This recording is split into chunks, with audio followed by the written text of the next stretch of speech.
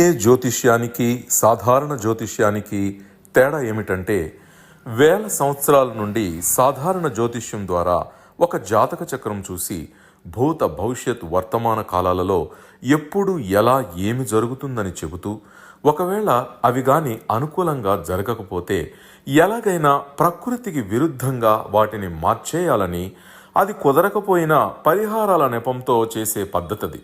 కానీ దానికి మారుగా డిఎన్ఏ జ్యోతిష్యం ద్వారా ఇవన్నీ ఎందుకు జరుగుతున్నాయని కనుగొని ఒక పని చేసే ముందే అది సరైనదా కాదా అని సరైన సమయంలో మనము తీసుకునే మంచి నిర్ణయం జీవితంలో అన్నింటిలో విజయాలు సాధించడానికి సలహాలు మార్గదర్శకాలు చెప్పే నిజమైన జ్యోతిష్య విధానం ఇది. ఏది మీకు అవసరమో మీరే నిర్ణయించుకోగలరు. అందరికీ నమస్కారాలు. నేను మీ జ్ఞానాన్వేష్. ఈ వీడియోలో మ్యారేజ్ గురించి డిస్కస్ చేస్తున్నాము. మన స్టూడియోలో వచ్చి ప్రముఖ డిఎన్ఏ అస్ట్రాలజర్ దైవజ్ఞ శ్రీ గుణబ్రహ్మ సరస్వతి గారు ఉన్నారు. నమస్కారం గురువు గారు. నమస్తే అండి. గురువు గారు, మనం చూస్తుంటే చాలా మంది పేరెంట్స్ వచ్చి ఒక జ్యోతిష్కుడి దగ్గరికి వెళ్ళేసి, లేకపోతే జాతకం చెప్పేవారి దగ్గరికి వెళ్ళేసి జాతకం ఇచ్చేసి మా అబ్బాయికి లేకపోతే మా అమ్మాయికి వివాహ ప్రాప్తం ఉందా, లేకపోతే ఏమని అడుగుతారంటే వాళ్ళ క్వశ్చన్, ఈ జాతకానికి వివాహ యోగం ఉందా అని అడుగుతారు. దాన్ని మనం డిఎన్ఏ ఆస్ట్రాలజీ ప్రకారం ఎలా చూస్తాం గురువు గారు? ఓకే, మంచి క్వశ్చన్ వేశారు. ఈరోజు జనరల్గా ఒక జ్యోతిష్యుల దగ్గరికి వెళ్ళి ఒక అమ్మాయి జాతకాన్ని అబ్బాయి జాతకాన్ని ఇచ్చి ఎవరైనా కానీ జనరల్గా అడిగే క్వశ్చన్ ఇదే, వీరికి వివాహ యోగం ఎప్పుడు వస్తుందని, ఎప్పుడు వివాహం జరుగుతుందని ఇలాంటి క్వశ్చన్స్ వేస్తుంటారు. ఎందుకంటే దీన్ని అలవాటు చేసింది వేల సంవత్సరాల నుండి సనాతన జ్యోతిష్ శాస్త్రం అది. కానీ మనం ఏం చెప్తున్నామంటే, ఒక యుక్త వయసుకి వచ్చినటువంటి వారు అమ్మాయి కావచ్చు లేదా అబ్బాయి కావచ్చు, వివాహం కోసం ప్రయత్నం చేస్తేనే వివాహం జరుగుతుంది అంటుంటాము. ఏది కానీ మన దగ్గరికి సులభంగా నడిచి రాదండి. అదేవిధంగా వివాహం అయిన తర్వాత వారికి పిల్లలు పుట్టాలంటే వాళ్ళు సంతోషకరంగా వాళ్ళకి ఇచ్చినటువంటి పడగదిలో సుఖశాంతుల్ని అనుభవిస్తేనే వారికి బిడ్డలు పుడతారు. కానీ ఒకరు అమెరికాలో ఒకరు లండన్లో ఉన్నంత మాత్రాన వాళ్ళకి పెళ్ళైనా కానీ బిడ్డలు పుట్టరు. అంటే వీరు ప్రయత్నం మేరకు మాత్రమే వారికి వివాహం జరగడం కానీ బిడ్డలు పుట్టడం కానీ జరుగుతుంది. అలాగనేసి ఒక జాతకాన్ని అలాగ చూసిన వెంటనే, జస్ట్ ఇలాగ మనం పరిశీలించిన వెంటనే దీంట్లో ఇలాగ రాసి ఉంటుందా, లేదా పెళ్లి జరిగిందా, జరగలేదా, లేదా జరుగుతుందా, వీళ్ళకి ఇంతమంది బిడ్డలు పుడతారు ఇంతమంది బిడ్డలు పుట్టరు అనేది ఏమి రాసి ఉండదు. కాకపోతే మనం ఏం చేస్తామంటే, ఫలానా నక్షత్రాలలో ఒక అమ్మాయి పుట్టింది లేదా ఒక అబ్బాయి పుట్టినారంటే వీరికి ఎవరితో వివాహం చేస్తే వారి జీవితం అనేది సక్సెస్ఫుల్గా ఉంటుందన్న విషయాలను మాత్రమే తెలియజేయడం అనేది ఉంటుంది. అంతేగాని ఒక జాతకాన్ని అలా ముందరిచ్చేసి వీరికి ఎప్పుడు వివాహం జరుగుతుంది, వచ్చేవారు ఏ దిక్కు నుండి వస్తారు, వచ్చిన భార్య కోటీశ్వరాలా, లేదా వచ్చే భర్త ఉద్యోగస్తుడా, లేకపోతే ఏ ఉద్యోగం చేస్తుంటారో, ఇలాంటి రిచ్ ఫిలోస్గా ఉంటారా, లేదా వాళ్ళకి ఇంత స్థలం ఉంటుందా అంత స్థలం ఉంటుందా, ఇలాంటి క్వశ్చన్స్ అడుగుతుంటారు. కానీ అవి కావు మనం తెలియజేసేది. మనం తెలియజేసే ప్యాటర్నే వేరుగా ఉంటుంది. ఇది డిఎన్ఏ ఆస్ట్రాలజీలో మన దగ్గర జాతక పరిశీలన చేసుకున్నప్పుడు వ్యక్తిగతంగా ఎవరైతే వారి అమ్మాయి కావచ్చు లేదా అబ్బాయి కావచ్చు, లేదా వారికే వివాహం జరగాలనుకుంటే ఫ్రెష్గా ఎవరికైనా వారు మన దగ్గరికి అప్రోచ్ అయినప్పుడు మనం ఏం చేస్తామన్న విషయాల్ని మనం ప్రతి ఒక్క వీడియోలో కూడాను ఈ యొక్క ఇల్లస్ట్రేషన్ ద్వారాని బోర్డు పెట్టి కూడా చెప్పడం అనేది మనం చేస్తుంటాము. ఇది మీరు గమనించవచ్చు. అంటే గురువు గారు, మీరు తెలియజేసేది ఏమంటే, ఇప్పుడు ఒక ఫీమేల్ అనుకోండి, లేకపోతే మేలే తీసుకుందాం, ఒక అబ్బాయి జాతకము ఒక పేరెంట్స్ కానీ మన దగ్గరికి వస్తే, అంటే డిఎన్ఏ ఆస్ట్రాలజీ దగ్గరికి వస్తే, వాళ్ళకి ఎలాంటి మ్యాచింగ్ అంటే ఆపోజిట్ వచ్చే స్పౌస్ ఏ ప్యాటర్న్ లో ఉంటుంది, ఈ జాతకురాలే అయితే మంచిగా ఉంటుంది అని తెలియజేస్తామంటున్నారు. దాని గురించి ఇంకా కొద్దిగా వివరంగా తెలియజేయండి గురువు గారు. ఖచ్చితంగా తెలియజేస్తాం. ఇక్కడ జనరల్గా ఏంటంటే, మీకు తెలిసినంత వరకు రాశి గురించే తెలుసుంటుంది, లేదా లగ్నం గురించి తెలుసుంటుంది ఎవరైతే జాతకాలు తీసుకొస్తారో వాళ్ళకి. అదేవిధంగా వాళ్ళు తెచ్చిన జాతకము అబ్బాయిదా అమ్మాయిదా అనేది కూడా తెలియని పరిస్థితిలో ఉన్నారు. మొన్నటికి మొన్న 1965 సంవత్సరంలో పుట్టినటువంటి ఒక వ్యక్తి యొక్క జాతకాన్ని పరిశీలించినప్పుడు వారి కర్కాటక లగ్నంతోనే ఇన్ని రోజులు బతికిపోయినారు. కర్కాటక లగ్నము ఆశ్లేష నక్షత్రం 4వ పాదంలో పడింది అనేసి నా దగ్గర తీసుకొని ఇచ్చారు. కానీ టైం రెక్టిఫికేషన్ చేసినప్పుడు చాలా తక్కువ నిమిషాల్లో మఖా నక్షత్రం 1వ పాదంలో పడింది. అప్పుడు సింహలగ్నం అని చెప్పి వారికి తల్లి తరపున, నాన్న తరపున, భార్య తరపున వాళ్ళు చేసిన వృత్తిని అన్నింటినీ కానీ చెప్పినప్పుడు నేను ఇదే చేశాను, ఇలాగే ఉంది మా అమ్మగారి కుటుంబము, మా నాన్నగారి కుటుంబం అని చెప్పడం జరిగింది. మొదట మనం అది చేస్తాం. ఆ తర్వాత ఏం చేస్తామంటే ఒక జాతకాన్ని పరిశీలించినప్పుడు అబ్బాయి సైడ్ నుంచి అమ్మాయికి, అమ్మాయి సైడ్ నుండి అబ్బాయికి వారికి కరెక్ట్గా హోల్డ్ గుడ్గా ఉందా, మంచిగా వాళ్ళకి బాగుంటుందా, మంచిగా జరుగుతుందా, వారి జీవితంలో మంచి సక్సెస్ఫుల్ లైఫ్ అనేది ఉంటుందా అనేది మనం చూసి నిర్ధారణ చేస్తాం. ఆ నిర్ధారణ చేయడం అనేది డిఫికల్ట్. ఇక్కడ చాలామంది ఏం చేస్తారంటే మ్యాచింగ్ చూడాలండి అని ఫోన్ చేస్తారు. ఫోన్ చేసి ఈ నక్షత్రం ఇప్పుడు ఇంతకుముందు ఒక 5 నిమిషాల క్రితం ఫోన్ చేశారు, ఏమండి ధనిష్ట నక్షత్రం వారిని పుబ్బా నక్షత్రం వారితో వివాహం చేయొచ్చు అని. అంటే ఆ నక్షత్రాలు తెలిసినంత మాత్రాన వాళ్ళ వివాహాలకు వెళ్ళిపోతారా? అది ఎక్కడ నేర్పించారు మీకు? అది కరెక్ట్ కాదు. మనం ఏం చేస్తామంటే ఇప్పుడు కన్యారాశిలో లేదా కన్యాలగ్నంలో పుట్టారంటే వీరిని తీసుకెళ్ళి మీనరాశి మీనలగ్నం వారితో చేసేస్తున్నారు. లేదా సింహరాశి సింహలగ్నంలో పుట్టినారంటే వాళ్ళని తీసుకెళ్ళి కుంభరాశి కుంభలగ్నం వాళ్ళతో చేసేస్తున్నారు. అంటే 180 మీకోసమే పుట్టారండి వీళ్ళని కూడా చెప్పేస్తున్నారు. కానీ మనం చేసే విధానం వేరు. ఉదాహరణకి ఒకరు ఉత్తరా నక్షత్రంలో పుట్టారు. ఇప్పుడు మన టాపిక్ వస్తున్నాం. ఇంతకుముందు చెప్పిన విషయాలు ఎందుకు చెప్పామంటే మీకు ఒక అవగాహన రావాలి, అందుకని చెప్పాను. ఇప్పుడు ఉత్తరా నక్షత్రంలో ఒక అమ్మాయి పుట్టింది, రాశిపడి నక్షత్రము, లగ్న పాయింట్ పడి నక్షత్రంలో ఈ రెండిట్లో ఏదైనా కావచ్చు. అప్పుడు మనం ఏం చేస్తామంటే వీరిని ఎవరితో ఇచ్చి వివాహం చేయకూడదు అనేది మొదటి నిర్ధారణ చేస్తాం. అదేమిటంటే ఆశ్లేష నక్షత్రంలో పుట్టినటువంటి వారితో ఎట్టి పరిస్థితుల్లో ఇచ్చి పెళ్లి చేయకూడదు. అమ్మాయి ఒకవేళ ఉత్తరా నక్షత్రంలో పుట్టినా, అబ్బాయి ఒకవేళ ఉత్తరా నక్షత్రంలో పుట్టినా వాళ్ళకి రాబోయే భాగస్వామి ఎట్టి పరిస్థితుల్లో ఆశ్లేష నక్షత్రంలో, రాశిపడి నక్షత్రము, లగ్న పాయింట్ పడి నక్షత్రం, లగ్నాధిపతి పడి నక్షత్రం ఉండనే కూడదు. ఒకవేళ వాళ్ళు అమెరికాకి ప్రెసిడెంట్ అయినా కానీ వివాహం చేయకండి. వాళ్ళు ఎంత మిలియనీర్గా స్థితిలో ఉన్నా కానీ చేయకండి అని చెప్తాం. అది ఎవరితో వివాహం చేయాలి అనేది మనం డిజైన్ చేస్తాం. ఇది ఒక ఆప్షన్, ఇది ఒక ఆపర్చునిటీ, ఇదే వారి యొక్క బౌండరీ. ఎప్పుడు పెళ్లి జరిగినా ఈ ఆప్షన్లో వారితో వివాహం చేసుకుంటేనే వారి వివాహ జీవితం బాగుంది అనేది మనం బల్లగుద్ది చెప్తుంటాం.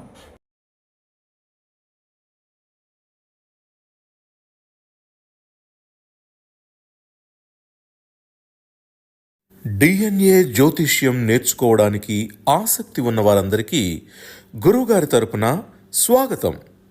దైవజ్ఞ శ్రీ గుణబ్రహ్మ సరస్వతి గారి నుండి ఆన్లైన్ ఆడియో క్లాసుల ద్వారా అద్భుతమైన ఈ వంశపారంపర్య జ్యోతిష్యంను బేసిక్స్ నుండి అడ్వాన్స్ వరకు నేర్చుకోవాలంటే మీరు ఒక్కసారిగా ఫీజు చెల్లించేస్తే మిమ్మల్ని డిఎన్ఏ వాట్సాప్ గ్రూప్లో యాడ్ చేసినప్పటి నుండి మీ జీవితకాలం డిఎన్ఏ జ్యోతిష్యానికి సంబంధించిన క్రొత్త అప్డేట్స్ని ఆ వాట్సాప్ గ్రూప్లో నిరంతరం పొందవచ్చు.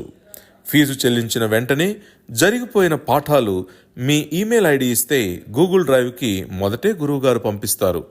అందులో మీకేదైనా డౌట్స్ వస్తే జూమ్ క్లాస్లో గురువుగారే స్వయంగా క్లియర్ చేస్తారు. పీడిఎఫ్ కానీ ప్రింటింగ్ మెటీరియల్ కానీ ఇవ్వబడదని గమనించగలరు. అది ఎవరితో వివాహం చేయాలి అనేది చూసినట్లయితే సింహలగ్నములో ఉత్తర అనే నక్షత్రం 1వ పాదం ఉంటుంది. కన్యా అనే భావములో 2, 3, 4 పాదాలు ఉంటాయి. అక్కడి నుంచి మనం 180 డిగ్రీలోకి తీసుకున్నప్పుడు అవి ఎక్కడ కనెక్ట్ అవుతాయో చూసినప్పుడు అక్కడ వారికి కనెక్ట్ అయ్యే భావాలను బట్టి, నక్షత్రాలను బట్టి మనం డిసైడ్ చేస్తాం, కానీ భావాలను బట్టి డిసైడ్ చేయడం అనేది ఉండదు. కాబట్టి సూర్యకర్మ మరియు చంద్రకర్మ కలిగినటువంటి వారితో మాత్రమే వీరికి వివాహం చేస్తామంటాం. అదేంటండి సూర్యకర్మ అంటున్నారు, చంద్రకర్మ అంటున్నారు, మాకేం అర్థం కాలేదంటే అశ్విని, అనురాధ, పూర్వభద్ర నక్షత్రాలు పుట్టినటువంటి వారితో, అలాగే భరణి, మక, జ్యేష్ఠ, ఉత్తరాభద్ర నక్షత్రాలు 7 నక్షత్రాల వారితో వీరికి వివాహం చేస్తే వారి వివాహ జీవితం బాగుంది అంటాం. ఈ నక్షత్రాలను డిసైడ్ చేసిన తర్వాత ఏ రాశులు ఉంటాయి, ఏ లగ్నాలు ఉంటాయంటే మీనరాశి మీన లగ్నము ఇక్కడ కనెక్ట్ అవుతా ఉంది. అదేవిధంగా కన్యారాశి కన్యా లగ్నము మరియు తులారాశి తులా లగ్నం వారితో వివాహం చేయండి అంటాం. అది ఏమీ లేవన్నప్పుడు దానికి మరొక ఆప్షన్ ఇస్తాం. లగ్నంలోనే రాహు కానీ, లగ్నంలోనే శుక్రుడు కానీ, లగ్నంలోనే కేతు ఉన్నటువంటి వారితో వివాహం చేయండి అంటాం. అది లేకపోతే లగ్నాధిపతి వెళ్ళి రాహుతో కానీ, శుక్రుడితో కానీ, కేతువుతో కానీ, లగ్నాధిపతి వెళ్ళి మీనంలో కానీ, లేదా కన్యలో కానీ, లేదా తులలో కానీ ఉన్నారో చూడమంటాం. అలాగే 1, 6, 7, 12 కాంబినేషన్ సంబంధము ఒక కాంబినేషన్ ఉన్నా కానీ సక్సెస్ఫుల్గా వీరితో వివాహం చేసుకుంటే బాగుంటుందని మనం ఈ విధంగా ఉత్తరా నక్షత్రంలో పుట్టిన ప్రపంచ వ్యాప్తంగా ఎంత మందైనా పుట్టినని, ఎన్ని వేల కోట్ల మంది పుట్టినని, వారికి రాబోయే భాగస్వామి అపోనెంట్ ఆపోజిట్ సెక్స్ ఒక అమ్మాయికి అబ్బాయి, అబ్బాయికి అమ్మాయి ఈ విధమైనటువంటి ప్యాటర్న్లోనే ఉండాలి. దీన్ని DNA మ్యారేజ్ ప్రాప్త అని అంటారు. ఇది మనం గమనించాలి కూడా. ఓకేనా? ఓకే గురువు గారు. ఇప్పుడు చాలా మంది ఇప్పుడు ప్రముఖ జ్యోతిష్యులు వచ్చేసి ఇద్దరు అంటే ఫీమేల్ మేల్ అంటే ఇద్దరు పేరెంట్స్ బాగా ఒప్పుకునేసి బాగా దగ్గరుండే వాళ్ళు అనేసి వాళ్ళు కలవకపోయినా పేర్లు మార్చేసి నక్షత్రాలు మార్చేసి వివాహం చేస్తుంటారు కదా గురువు గారు.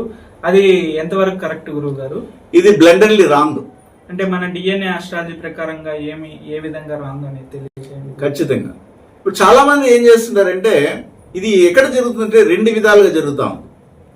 ఒకటి, ఒక అమ్మాయి ఒక అబ్బాయిని కానీ, ఒక అబ్బాయి ఒక అమ్మాయిని కానీ ఆల్రెడీ ప్రేమించి డేటింగ్ నుండి వాళ్ళ యొక్క ఫిజికల్ అటాచ్ అయ్యి వాళ్ళ యొక్క కోరికలు తీర్చుకున్న తర్వాత ఇంకా ఎట్టి పరిస్థితుల్లో తప్పిదం జరిగిపోయింది కాబట్టి ఖచ్చితంగా వీరి వివాహానికి వెళ్ళాలి అని నిర్ధారణ చేసుకుని వెళ్ళేవారు ఒక రకమైతే, అంటే ప్రేమించి పెళ్లి చేసుకునే వాళ్ళు ఇంకొక రకమైతే, మరొకరు ఈ బాంధవ్యాలను వదులుకోకూడదు, అక్క కొడుకు, మామ కొడుకు, అత్త కొడుకు, అత్త కూతురు, ఇలాగా ఈ బాంధవ్యాలు వదిలేస్తే బాగుండదు.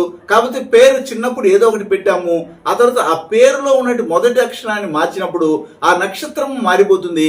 ఆ నక్షత్రం మారినప్పుడు దానికి యోని పొంతనం మారిపోతుంది, రజ్జు పొంతనం మారిపోతుంది, నాడీ పొంతనం మారిపోతుంది, గణన పొంతనం మారిపోతుంది, మహేంద్ర నాడి మారుతుంది. ఇలాంటి కూటములన్నీ కూడా మారిపోతాయి కాబట్టి వివాహానికి వెళ్ళొచ్చు అనేది చేస్తుంటారు. కానీ ఇది ఎంత పనికిమాలిన పని అంటే అంత పనికిమాలిన పని. ఒకవేళ అలా లేదంటే కదలి వివాహం చేద్దాంలేండి, జిల్లేడు చెట్టుకి వివాహం చేద్దాము, మీరు వేప చెట్టు రాయి చెట్టు ఉన్నటువంటి దానికి పూజ చేసి వివాహానికి వెళ్ళిపోండి అని చెప్తుంటారు. చివరికి పెళ్ళైన కొన్నాళ్ళకే వాళ్ళకి మ్యారేజ్ బ్రేకప్ అయిపోవడం కూడా గమనిస్తాం. కానీ మనం ఏం చేస్తామంటే కరాఖండిగా చెప్తాం.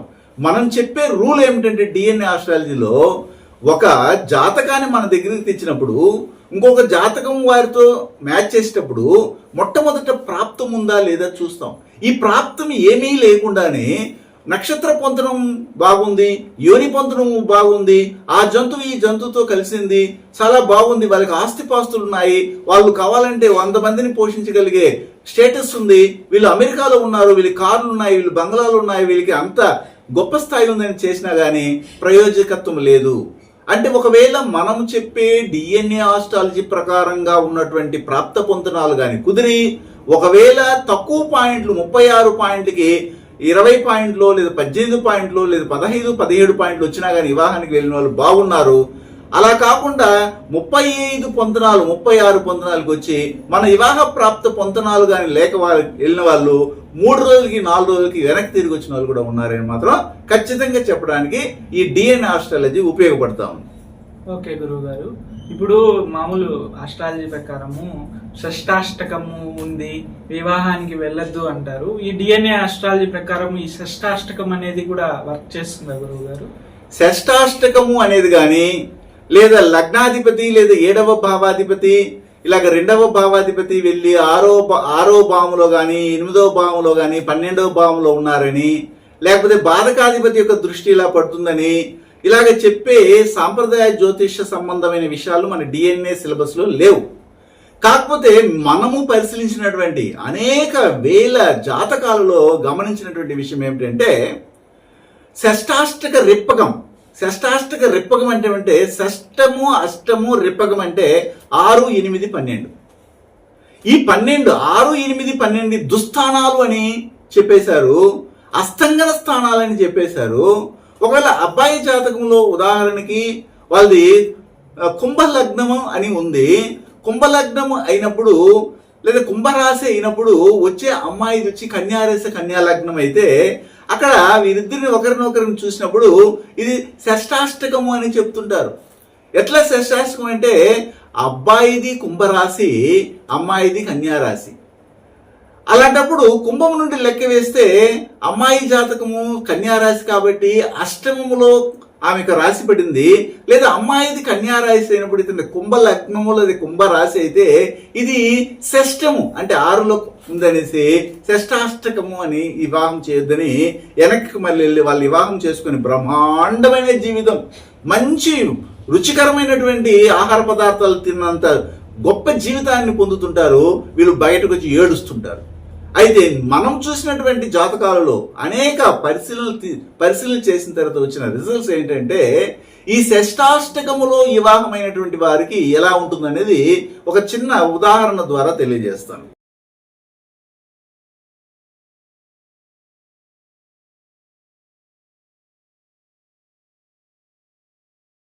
గురువు గారి నుండి డిఎన్ఏ ఆస్ట్రాలజీ ప్రకారంగా మీ జాతక పరిశీలన చేయించుకుని సలహాలు మార్గదర్శకాలను పొందాలంటే మా త్రిశక్తి డిఎన్ఏ ఆస్ట్రాలజీ యూట్యూబ్ ఛానల్లో మరిన్ని వీడియోలు చూసి ఒక అవగాహనకు వచ్చాక మీకు ఉపయోగపడుతుందనిపిస్తేనే ఫోన్ ద్వారా కానీ లేదా డైరెక్ట్గా కానీ అపాయింట్మెంట్ కొరకు సంప్రదించగలరు.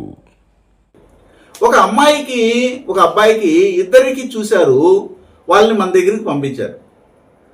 సాంప్రదాయ జ్యోతిష్యం చెప్తున్నటువంటి వారు చెప్పింది ఏంటంటే వీళ్ళిద్దరికి ససేమిర వివాహం చేసుకోకండి, చేస్తే వీళ్ళు కొట్లాడుకుంటారు, కోర్టులకు వెళ్తారు, తగాదాల్లో పడతారు, అనేకమైనటువంటి రచ్చలు రగడలు కోర్టు కేసులతో ఇబ్బంది పడతారని మన దగ్గరికి వచ్చారు. వచ్చినప్పుడు నేను ఒక మాట అన్నా, మీరు చాలా మందిని మేము చూసామండి, మీరు కూడా చూడొచ్చు, మీ అబ్బాయికి మీ అమ్మాయికి వివాహం చేయండి అని చెప్పాం. అలా చేసిన తర్వాత ఏమి జరిగింది, పూర్వం ఏమి జరిగింది, ఇలాంటి షష్టాష్టకంతో పెళ్లి చేసిన వాళ్ళకి మొదట చెప్తాం. వీరిద్దరూ చాలా వరకు క్లోజ్గా ఉంటారు. కొన్ని సందర్భాల్లో ఒకరికొకరు ఇబ్బందిస్తారు. అంటే ఎక్స్ట్రీమ్ ఉంటుంది, తర్వాత వచ్చి పాజిటివ్ ఉంటుంది, నెగిటివ్ ఉంటుంది. అయితే ఒకరినొకరు దూషించుకుంటారు కానీ భార్యని భర్త దూషించవచ్చు, భర్తని భార్య దూషించవచ్చు, ఇట్లా వైస్ వెర్సా ఎలాగైనా చేసుకోవచ్చు. కానీ వాళ్ళ భార్యని వేరే వాళ్ళు కానీ విమర్శిస్తే ఇతను ఒప్పుకోడు, ఇతన్ని కానీ వేరే వాళ్ళు కానీ విమర్శిస్తే భార్య ఒప్పుకోదు. కొట్లాడి కావాలంటే నా భార్యను నువ్వు ఇలా అంటావా, నా భర్తను నువ్వు ఇలా అంటావా అనేసి వాళ్ళకి రచ్చలకి రగడలకి వెళ్ళి వారి మీద వీళ్ళు కేసు పెట్టగలిగే స్థితిలో ఉంటారు. వీరి జీవిత కాలంలో ఒకసారి పెళ్లి చేసుకుంటే ఎట్టి పరిస్థితుల్లో విడిపోరు. కావాలంటే దుమ్ము కుమ్మై ఇంట్లోనే వారు అన్ని కూడా అనుభవిస్తారు కానీ సంతోషకరమైన జీవితాన్ని పొందుతారు. పగలంతా కొట్టుకుంటారు, రాత్రిలో హ్యాపీగా సంతోషంగా ఉంటారు. ఒకవేళ రాత్రిలో ఇబ్బంది పెడితే పగలంతా సంతోషంగా ఉంటారు. ఎక్కడైనా బయటికి వెళ్తే ఇద్దరు గుడికి వెళ్ళాలనుకున్నా, ఎక్కడికి వెళ్ళాలన్నా ఇద్దరు కలిసిమెలిసి బాహ్య ప్రపంచానికి వీళ్ళకంటే ఆదర్శ దంపతులు ఎవరూ లేరు అనే విధంగా ముద్ర వేసుకుంటారు. కానీ ఇంటికి వస్తే మాత్రం 4 గోళ్ల మధ్యలో వాళ్ళు కొద్దిగా అది సరసం అనుకోండి, లేదా రచ్చల రగళ్ళు వేసుకుని మళ్ళీ కలుసుకోవడం అనుకోండి, ఎలాగైనా ఉండొచ్చు. కానీ ఎట్టి పరిస్థితుల్లో విడిపోని జంటలను మనం అనేకం చూసాము. కాబట్టి అలాంటి సలహాలను మనం అందిస్తుంటాం. అలా కాదు, వీరు మాకు షష్టాష్టకం లేదు, వివాహం చేసినటువంటి 4 రోజులకే విడిపోయి ఉంటారు, అలాంటి జాతకాలను పరిశీలించాము. అప్పుడు 1-7 కాంబినేషన్ కనబడతా ఉంది. లగ్నంలో నుండి 7వ భావము భావాధిపతి లేదా లగ్నాధిపతి వెళ్ళి 7లో ఉండడము, 7వ భావాధిపతి లగ్నంలో ఉండడము, లేదా 7వ భావాధిపతి ఎక్కడున్నా కానీ తనకున్నటువంటి దృష్టిలతో లగ్నాన్ని చూడడం లేదా లగ్నాధిపతిని చూడడం, ఇలాంటి వాటిలో ఉన్నటువంటి వాళ్ళకి వారి షష్టాష్టకం ఉండదు, పెళ్లి చేస్తారు వీరు. కానీ 4 రోజులకి విడాకులు తీసుకుని ఇంటికి వచ్చిన వాళ్ళు కూడా చూసాం.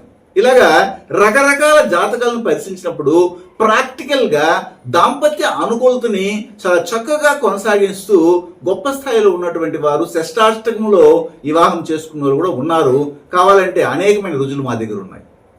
ఓకే గురువు గారు, ఇప్పుడు అలాగే చాలా మంది ఇలా పొంతనాలు, ఇద్దరు జాతకాలు పొంతనాలు పెట్టి చూసేటప్పుడు ఈ జాతకానికి సంతానం ఉందా, లేకపోతే ఆపోజిట్ మేల్కి కానీ ఫీమేల్కి కానీ సంతానం ఉందా అని తెలియజేస్తారు. అది ఈ డిఎన్ఏ ఆస్ట్రాలజీ ప్రకారం ఎలా చూస్తాం గురువు గారు? షూర్, ఇక్కడ ఇది చాలా మంచి క్వశ్చన్. ఇది కూడాను ఎలాగంటే ఈ యొక్క పొంతనాల విషయంలో మనం ఏం చేస్తామంటే ఈ యొక్క నాడీ పొంతనము, తర్వాత వచ్చి రజ్జు పొంతనము, తర్వాత వచ్చి దాంపత్య అనుకూలతను కలిగించే పొంతనాలని ఉన్నాయి. ఆ దాంపత్య అనుకూలతను కలిగించే పొంతనాలు 7 పాయింట్లకి 7 పాయింట్లు రావడము, అలాగే నాడీ పొంతనాలకి 8 పాయింట్లకి 8 పాయింట్లు రావడం జరిగితే ఇమ్మీడియట్లీ ఇంకేం చూడాల్సిన అవసరం లేదు, మీరు వద్దనుకున్నంత వరకు బిడ్డలే పుడతారని కూడా వివాహం చేసినటువంటి వాళ్ళు ఉన్నారు.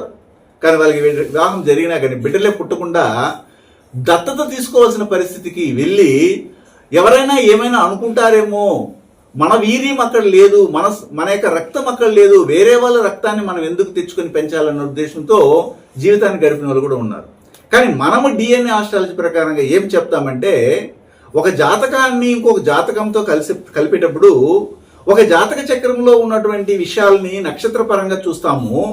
అమ్మాయి జాతకంలోను అబ్బాయి జాతకంలోను హస్త, మృగశిర, ఉత్తరాష నక్షత్రాలు రాశి పడి నక్షత్రం కానీ, లగ్న పాయింట్ పడి నక్షత్రం, లగ్నాధిపతి పడి నక్షత్రంగా ఉన్నా, లేదా లగ్నంలో కానీ 2వ భావంలో కానీ 5వ భావ సంబంధాలలో సూర్యుడు, చంద్రుడు, తర్వాత కుజుని యొక్క సంబంధం ఉన్నా, లేదా 5వ భావాధిపతి వెళ్ళి 1లో ఉన్నా, 5వ భావాధిపతి 2వ భావాధిపతి సంబంధపడినా, లేదా 5వ భావాధిపతి నేరుగా వెళ్ళి హస్త, మృగశిర, ఉత్తరాష నక్షత్రాలతో కూర్చో ఉంటే వీరిద్దరికి వివాహం చేస్తే వివాహం జరిగినా కానీ పిల్లలు పుట్టరు అనేది మనం నిర్ధారణ చేస్తాం. లేదండి మేము అనేక పరిహారాలు చేస్తామండి, మేము పిల్లలు పుట్టించుకుంటామంటే అది లేట్ అవుతుంది. ఒకవేళ పిల్లలు పుట్టినా కానీ వాళ్ళు వీరికి సరైన సమయంలో ఆదుకోలేకపోవడము, అబార్షన్ అవడం జరుగుతుంది.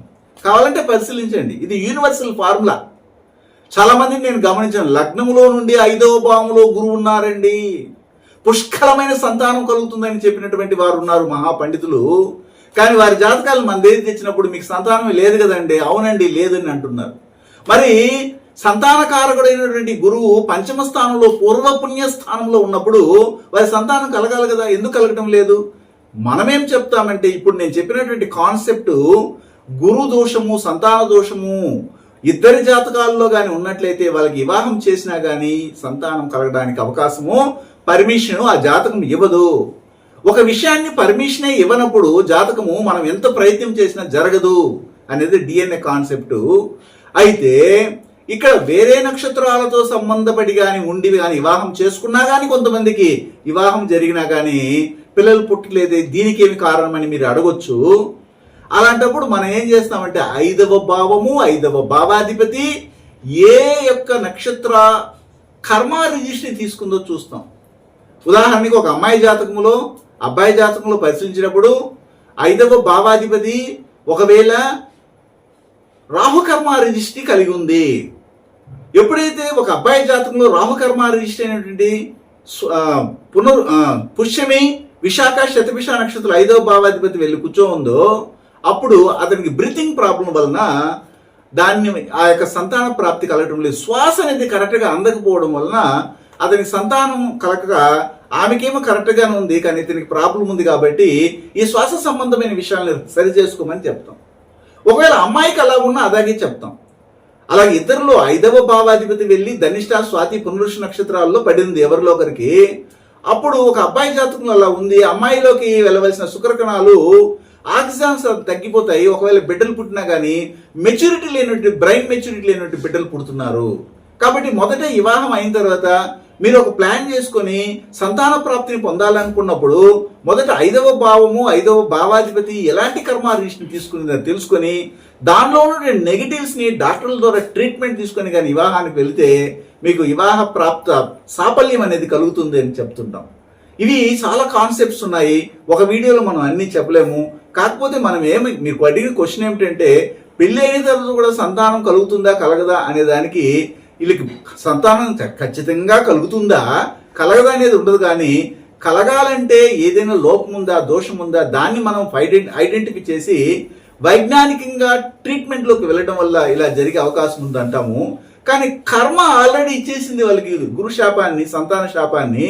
అలాంటప్పుడు తెలిసి మనము అలాంటి వారితో వివాహం చేసుకోవడంలో ఉపయోగం లేదు. అయితే ఇక్కడ 2 విషయాలు మనం ప్రకృతి నుండి పొందొచ్చు. ఒకటి ఏమిటంటే, మనము తెలిసి తప్పిదం చేయకుండా ఉండడానికి మనకు అవకాశం ఉంది. కానీ ప్రకృతి నుంచి, దైవం నుండి వచ్చే మంచిని కానీ చెడ్డని కానీ మనం ఆపగలిగే శక్తి లేదు. కాబట్టి తెలిసి ఈ జాతకాలను తీసుకెళ్ళి ఇలాంటి సంతాన దోషం ఉన్నట్టు జాతకాన్ని తీసుకెళ్ళి సంతాన దోషం ఉన్నట్టు జాతకంతోనే కలపడం అనేది కరెక్ట్ కాదు. మనకున్నటువంటి జ్ఞానంతో మనము ఆ యొక్క ఊబిలోకి దిగకుండా సరైన నిర్ణయాన్ని ఒక DNA ఆస్ట్రాలజీ ద్వారా తెలుసుకొని కానీ వెళ్ళగలిగితే వివాహం చేసుకునేది ఎందుకంటే మన వంశవృద్ధిని పెంపొందింపజేయడానికి, గొప్పగా రాణించడానికి, మన యొక్క పేరుని చెప్పుకోవడానికి మనకంటూ ఒక వంశ వృక్షం అనేది ఉండాలని ప్రయత్నం చేస్తారు. అంతేగాని సరదాగా సెక్షువల్ కోరికలను తీసుకోవడానికి అయితే మాత్రము వివాహం చేసుకోరని నేను అభిప్రాయపడుతున్నాను. ఓకే గురువు గారు, ఇప్పుడు మీరు చెప్పింది ఏమంటే DNA ఆస్ట్రాలజీ ప్రకారము ఒక మ్యారేజ్ మ్యాచింగ్ చేసేటప్పుడు ఒక అబ్బాయికి కానీ అమ్మాయికి కానీ వచ్చే స్పౌస్ ఏ విధంగా ఉంటారు, ఏ వృత్తుల్లో చేస్తారు అనేది తెలియజేస్తాము.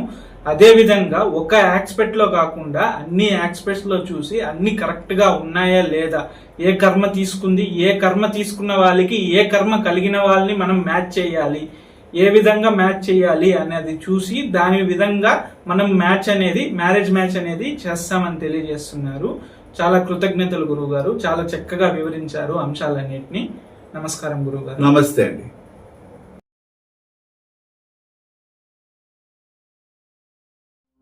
హిమాలయాలలోని యతీంద్రులు అవధూతలచే మహామంత్రోపదేశం పొంది వారి గురు పరంపరలో దైవజ్ఞ శ్రీ గుణబ్రహ్మ సరస్వతి గారు అధర్వణ వేద దక్షిణాచార పద్ధతి ద్వారా పూర్వం వశిష్ఠ వాల్మీకాది ఋషులు చేసిన విధంగా విలువ కట్టలేని అమూల్యమైన 24 హోమాలను ఏకకాలంలో ఒకే హోమగుండంలో గత 24 సంవత్సరాలుగా లోక కళ్యాణం కొరకు కర్మ విమోచన హోమక్రియను చేస్తూ నమ్మి వచ్చిన నిజమైన భక్తులకు శ్రీ జగన్మాత కృపతో మంచి చేస్తున్నారు. కర్మ విమోచన పొందాలనే ఆసక్తి ఉన్నవారు ముందుగానే గోత్రనామాలను నమోదు చేసుకోగలరు.